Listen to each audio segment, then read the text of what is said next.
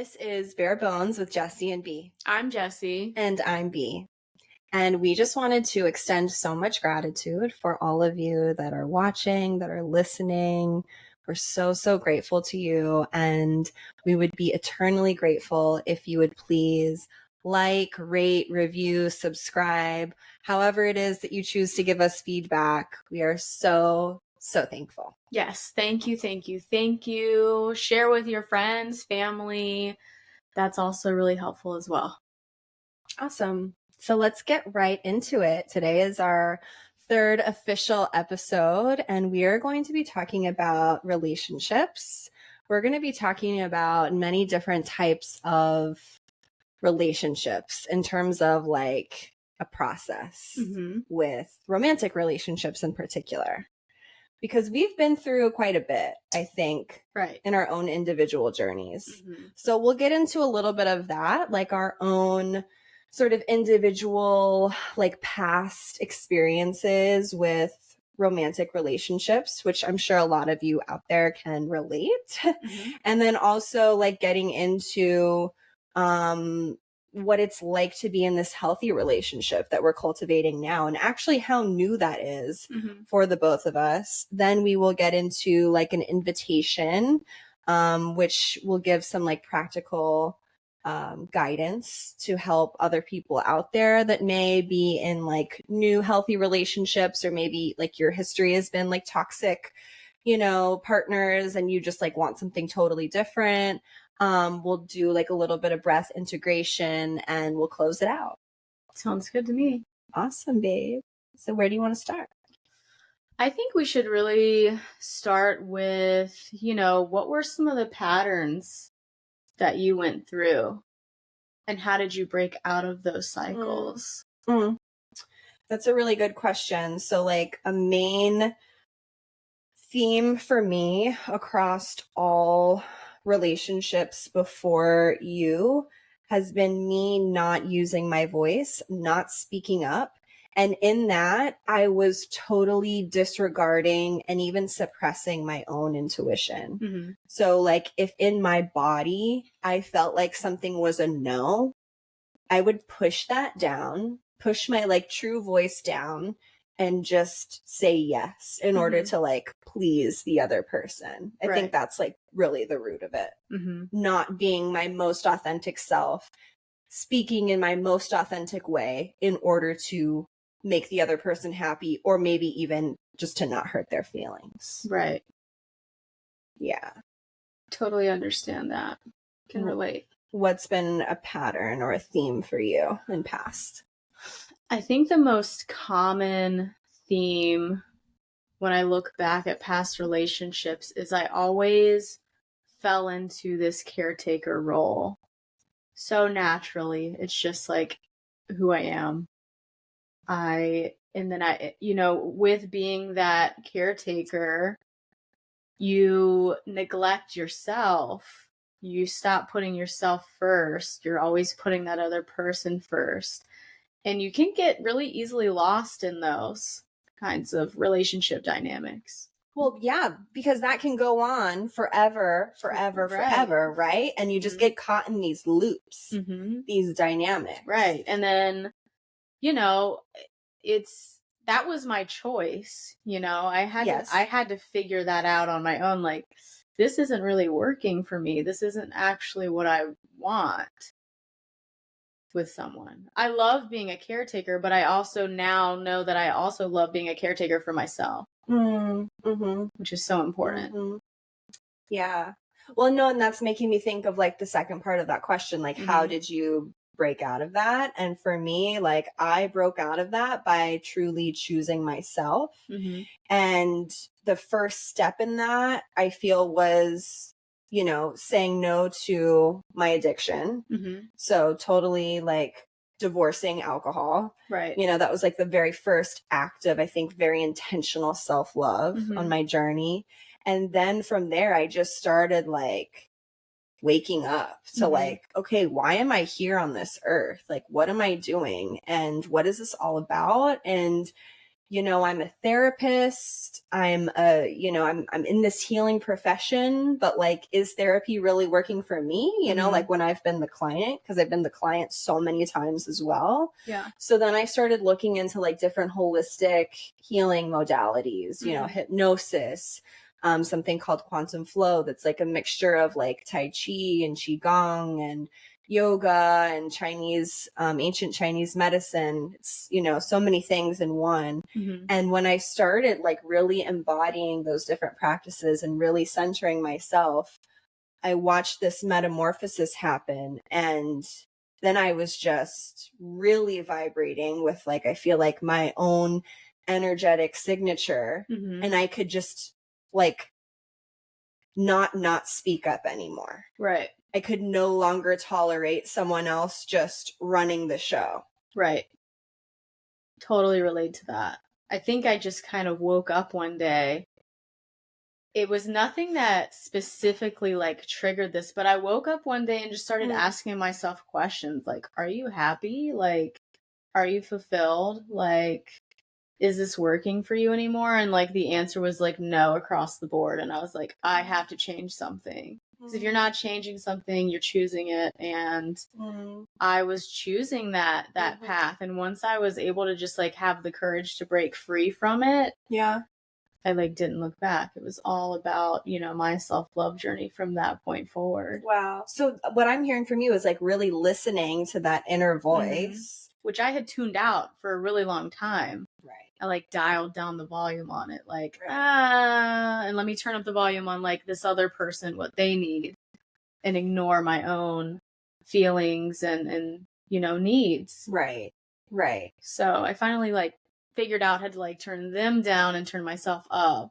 Yeah. And then you took aligned action after that. It's really beautiful. Yeah. And here we are. So then like talking about moving from those past relationships, which we both separately have experienced, I would say, at least on my end, for the most part, totally toxic. Not all, but some, it just like wasn't, not all of mine have been totally toxic, I will say, but 75% toxic. Yeah. 25% harmless, but like, you know, either grew apart or just like we just like weren't a vibrational match anymore. It just wasn't, we weren't connecting. So that's all. But yeah, 75% toxic. Yeah. Yeah. Mine were extremely toxic, abusive on multiple different levels. I know you've experienced that as well. And very volatile. I would say, yeah, like 100%. Right. The highest. Yeah. The highest of highs and then like the very lowest of lows. It was just like constant being on like a constant roller coaster of emotions. Yeah. All of the time. And that I've learned can be a dopamine hit for us, in our brains to go from those extremes. Right. And it's also, some might say one perspective is also sort of being like addicted to the drama. You know, think about how many like shows, like reality shows, even scripted shows, like in our lives and just what society sort of portrays. Like drama is so normal. Like we're just grown up in that. And we're taught to like feed on that, really. It's really like programmed into us from a young age. I remember watching Jersey Shore and I was like 12. Like, what? You were 12? 13 maybe? I don't know.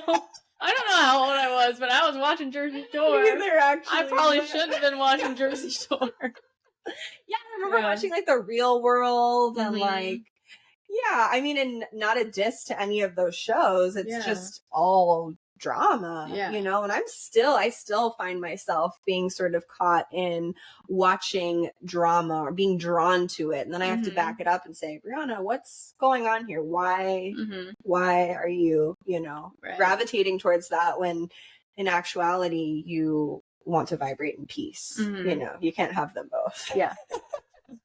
So anyways, so moving from those relationships into what we have, cultivating a fairly healthy relationship, especially compared to both of our pasts. Right.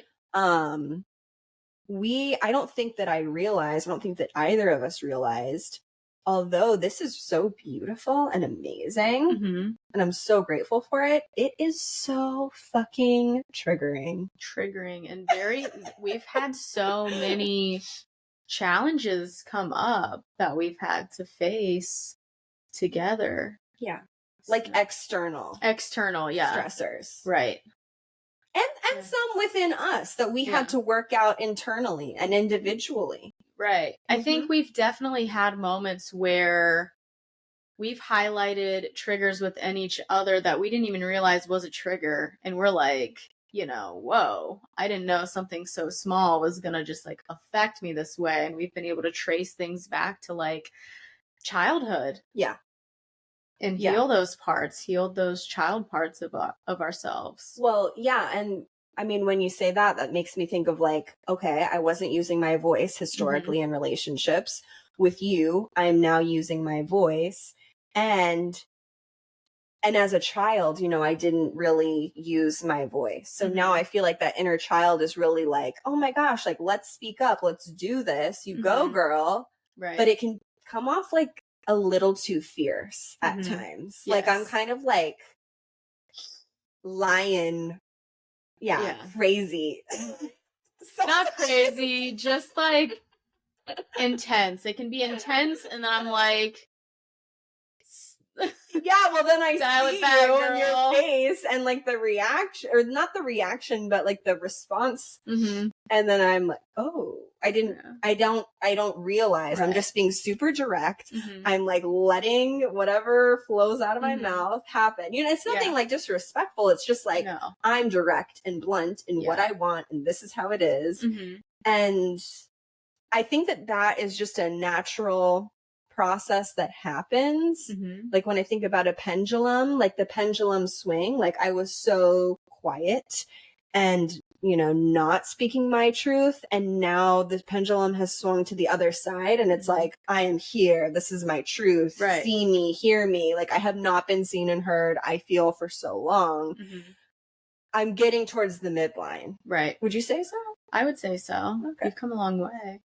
But I went through this process, before you. So I was, you're still in the stage of like fine tuning your communication style. But it has softened substantially over the last few months. Thanks, babe. Yeah. But I understand. I was in, toxic and abusive relationships that had completely silenced me until I was like a totally dim light. And when I got out of those and got into something more healthy, it was like really hard because I was like, oh, I have my voice now. And it was a process to like fine tune it. It didn't have to be so blunt. Like I was being seen and heard, but I didn't realize it because for so long you weren't seen, you weren't heard. Exactly. And that stems back too, to my childhood as well. So. What's another trigger that comes up in healthy relationships? I think for both of us, it's been receptivity. Being open to receiving things from each other. It doesn't even matter, how big or small the gesture is. One instance I can think of was when I was like feeling not so great. And you just like started taking care of me and I was just so foreign to me. I was just like, oh, wow. You want to do all of this stuff for me. Yeah, it was so uncomfortable for you. Like I just like made you tea and like tucked you in bed. I know. I was broken. Yeah. So just being, even, she did the cutest thing for my birthday. She made me dinner and like had all these candles and flowers and these gifts and stuff set up for me. And it was just like really sweet and special. And I was like, wow, like nobody's ever taken the time to like hand make me things and just like really put in a lot of thought and care. And that was like really uncomfortable for me to receive that too. Yeah. What are some things that you've had trouble with receiving from me? Something that has been difficult for me to receive. Now I love it. Now I'm totally fine with receiving. Yeah. But you cleaning my car. Yeah. When at first you told me, you saw like the state of my car. And mind you, y'all, it wasn't like dirty. Wasn't it? It wasn't. Was it? Okay, but like my car's always pretty like immaculate. You could eat off the you know. Okay. Yes. So like 1 to 10, 10 being the cleanest clean freak serial killer status. Yours is a 10. Mine is like a normal person. 4. I think it's like what? No. Okay. 5.5. Babe, I was gonna say 7. 7? I think for a normal person, usually, I'm sorry, but usually, like, normal people out there have, like, a 4 or a 5, like, trashy, dirty car. They don't really care. Okay, alright. Okay, that makes sense. Okay. I'm not going by, like, your standards. Okay, I'm going by, 7. Like, a normal person that's not a serial killer. Okay, yours is 7. It really isn't. It wasn't bad. I can't believe you just said a 4. It just had. Well, we're leaving this in there. Okay, yeah, you're a 7. It's not the best, but it wasn't the worst. It's in. No. Yeah. There was like dust. It just like hadn't been cleaned in a while. It was minor stuff. There wasn't like stuff thrown all over the car, like a shoe here, a shirt there. Like no. There's no clutter. There wasn't a lot of clutter. There was some stuff in my trunk, like some mats, some blankets, and some blankets. Cart. Yeah, and then it was just kind of dusty.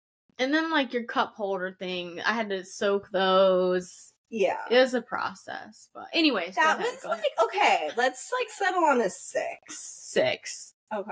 Yeah, question out there. What kind of car, like not what kind of car, but like. On a scale of 1 to 10, how clean is your car? 1 being you should not have the car. 10, you're a serial killer. Like Jess. It puts the lotion on its skin. What is that? Silence of the Lambs. Get with it. Yeah. Okay.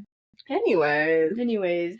So me cleaning your car was like a big deal for you. You were kind of like, what? Because you were in New York at the time, and I was cat sitting little for you. Yeah. And you were like had a few days before you were coming back, and I was just like, I'm gonna clean her car. I'm gonna clean the condo, and I'm gonna like stock the fridge with her favorite foods. Oh, that was another thing. Like you going grocery shopping for me. Like you were like, send me a list. I was like, what? Yeah. Oh my God. I just felt like that was the royal treatment. Wow. I mean, I still do. I definitely don't take that for granted, but now it's been easier for me to receive because I'm actually just allowing it. So I think it's, super important to just allow. Right.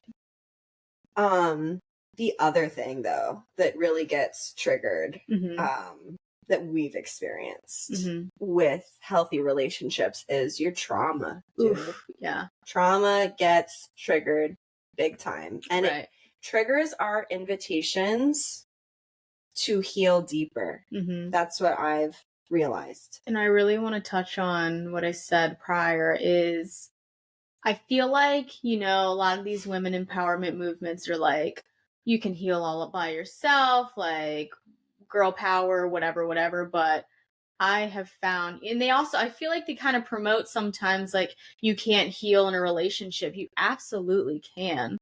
Because if you trigger things, like if you weren't here, you wouldn't be triggering all of these things in me, which is, just making me face these things and not just bury them back down. I'm facing them and then I'm letting them go. What, babe? Come on. Dude. Okay.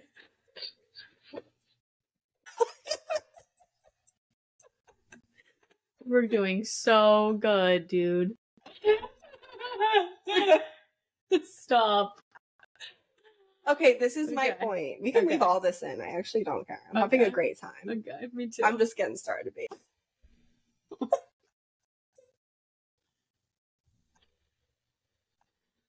Brianna.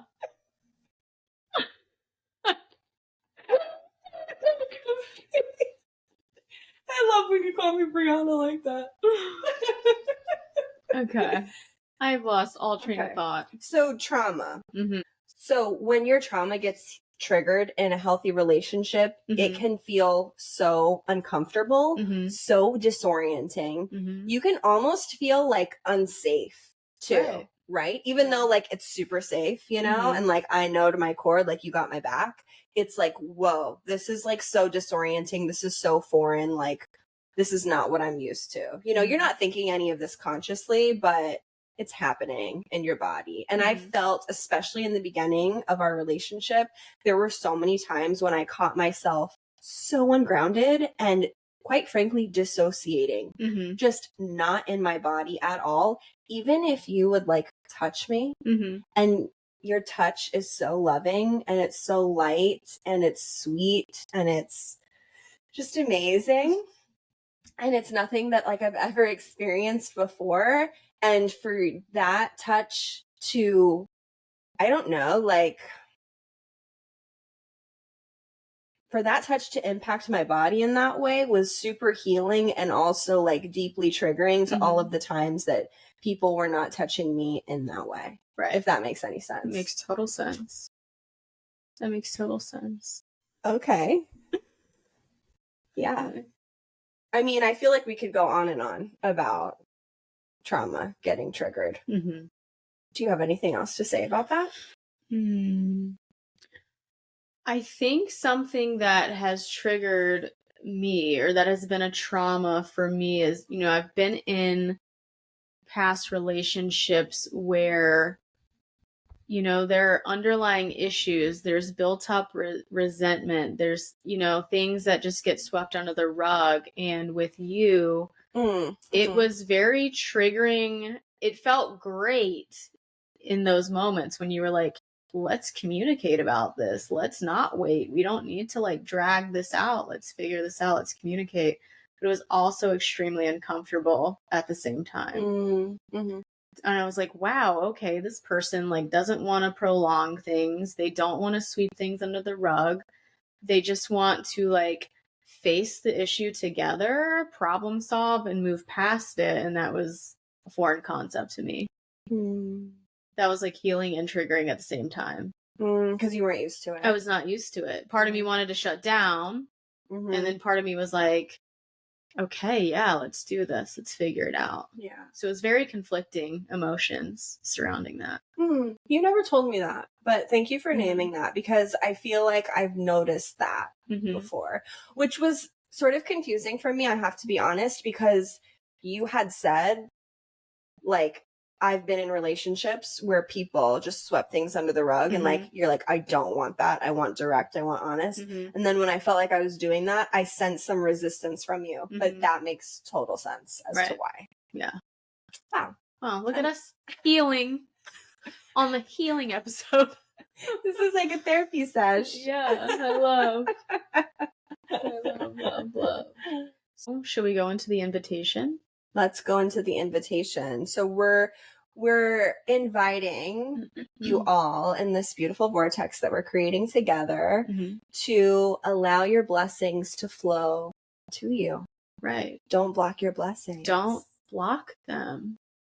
Be open to them. Open your heart to receiving, because on the other side of this discomfort that you feel is so much love just like waiting for you. Yeah. And like, I think it can be really easy to be like, don't block your blessings, be open, be vulnerable. That is difficult to practice. And like, sometimes it's just like a simple, like you notice, like, so like, for instance, for me, like when Jessy can trigger me, sometimes I notice my heart like shut down and I want to close off and I don't want to like engage. But in the moments when I kind of like just notice that and I'm like, nope, I'm going to stay open. I allow that love to flow through. And I was listening to another podcast today, actually, and one of my teachers that I really look up to, he was talking about how when you close your heart to your partner, you actually close your heart to the entire universe, the love from the universe as well. And that really stuck with me. So it's just like baby steps of keeping that heart open, keeping that mind open. And if you're not able to in the moment, then maybe that's a good moment to take a pause. And I always tell my couples that I see, like, the person that's wanting the pause, tell your partner, communicate with your partner that you want the pause, that you want to take a break in the conversation, because that's totally fine and normal if you need to go and regulate yourself. But then you've got to be the one to come back. So whoever is taking the pause, they've got to be the one to come back and reinitiate the conversation. Right. Correct. And that's been really helpful for us. The pause. Just taking that moment, especially if you're just overwhelmed or you can't quite articulate what you want to communicate. Just take that pause, take care of yourself, and then reconvene. Yeah. When you're more open. What did we say? There was like a formula. Like when we get frustrated and we need to take the pause, it's like, 10, 20 minutes, and then we're good? And then we're good, yeah. Sometimes it could be like 5 minutes of just, if I'm overwhelmed or overstimulated and all these things, and I'm like, ooh, like I need 5 minutes, and then like I will come back because I don't want to shut down, and I tend to shut down pretty easily.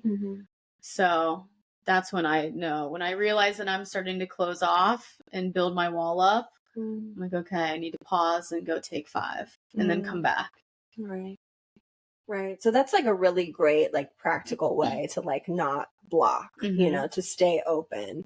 And you know what? If you are shutting down, if you are blocking yourself, that's okay too. You're human. We're all humans. Just notice it. Right. And don't judge it. And then be curious, like, why am I doing that? Right. Where does that stem from? And do I want to keep doing this? Is it working for me or is it not? Right. Just tag it. Tag it and come back to it. Love that. Okay. So another invitation is to, this has been so helpful for us, to have like open dialogue with your partner about the triggers. Right. Like process it with your partner.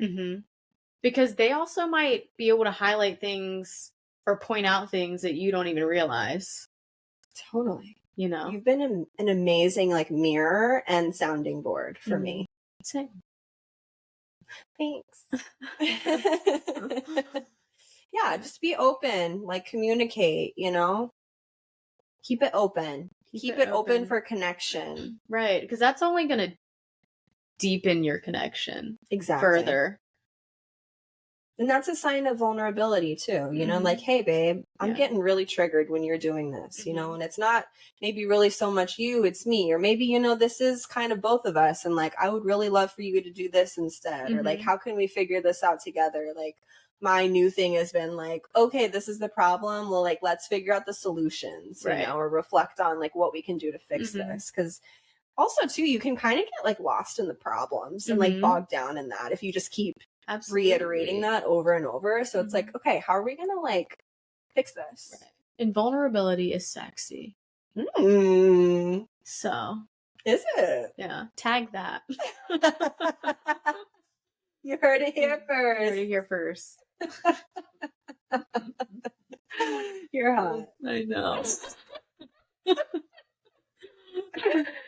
Okay. And don't stop, I'm flowing with this, but like, don't stop dating your partner too. That's key to a healthy relationship. We mindfully, this kind of just started because we started to fall off the wagon a little bit with date nights and things, but we just got back on the wagon and we're like actually kind of like scheduling date nights and like prioritizing time outside of our busy schedules to like, hey, we're gonna go do this really fun thing that we've been wanting to do together, or like we're gonna like cook a meal together, we're just gonna like spend time together, like really enjoy each other's presence and being present. And by cooking a meal together, Jessy means I cook and I watch, and maybe I chop some vegetables.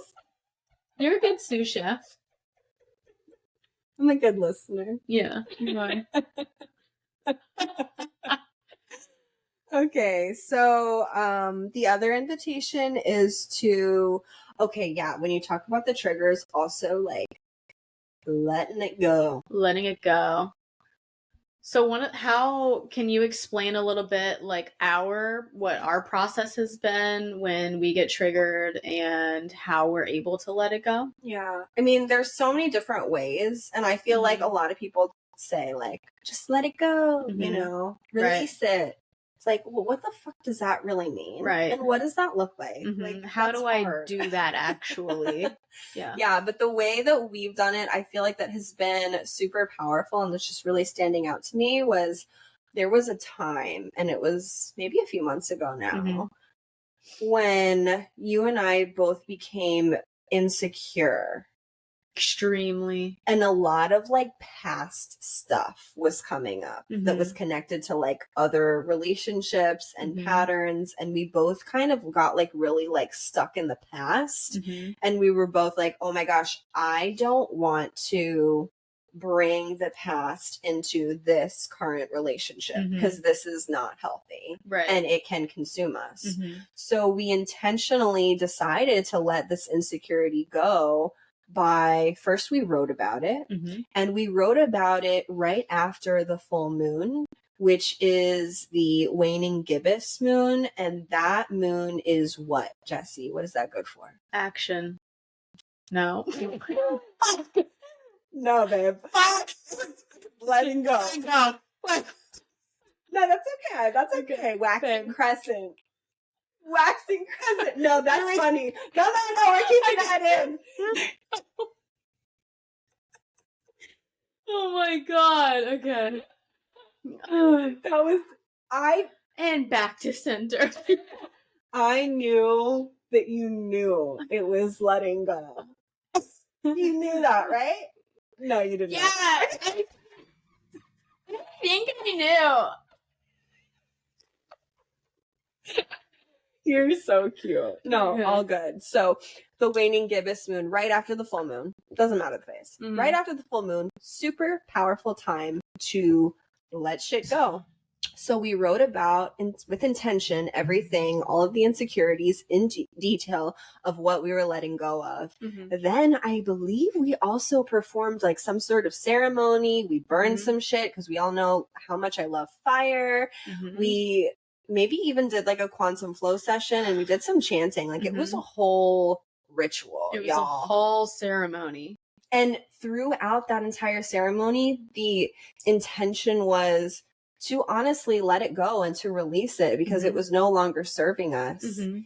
And, you know, not saying that you all have to go out and do this huge ceremony and it has to be this whole thing and you light candles and you burn stuff. If you want to, that's amazing. But also like, just having that intention to let it go is enough. Writing makes it more powerful, but just having that intention of, okay, I see this in my reality. I see this coming up in my body, and okay, you're not serving me, so I'm going to breathe with you, and then letting it go from your body. Maybe even seeing it as an energy, like being released from your body. I mean, there's a lot of different ways to like let things go, but that was, I think, that was the one that really stands out. Yeah. Okay. Well, are there any other invitations to tips that we have? I think the invitation now is for integration because we've talked about quite a bit. Sounds great. Okay. So let's get into a comfortable seated position, or you can even lay down if you'd like. And I offer you all to close your eyes or offer a soft gaze. Gently breathing in through your nose, breathing out through the mouth. Just allowing all of this information to absorb, to integrate into your field, into your body.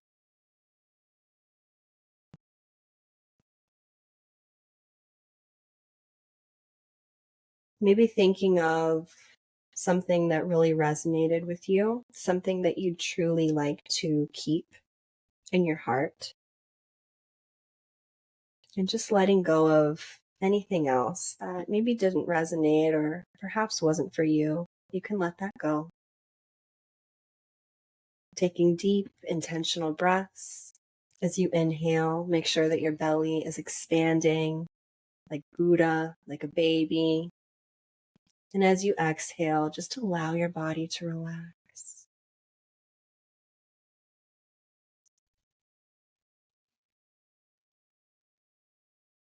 Three more deep breaths to integrate all of this amazing information.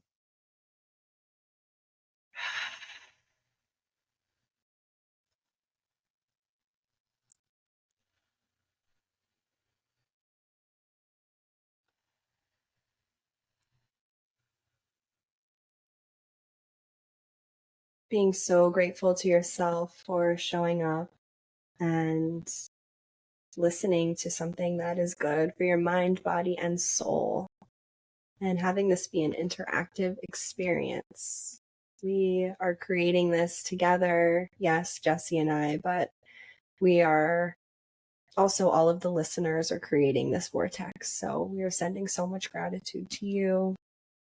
And when you're ready, you can slowly come back, opening up your eyes. Or if you'd like to stay in a meditation, honestly, just keep doing that. Do what feels right for you. Amazing. So that concludes the episode. Yeah. Again, I always like to reiterate, take with you what resonates and leave the rest. And we can be found on all platforms at Barebone Lovers. Thank you for joining us again.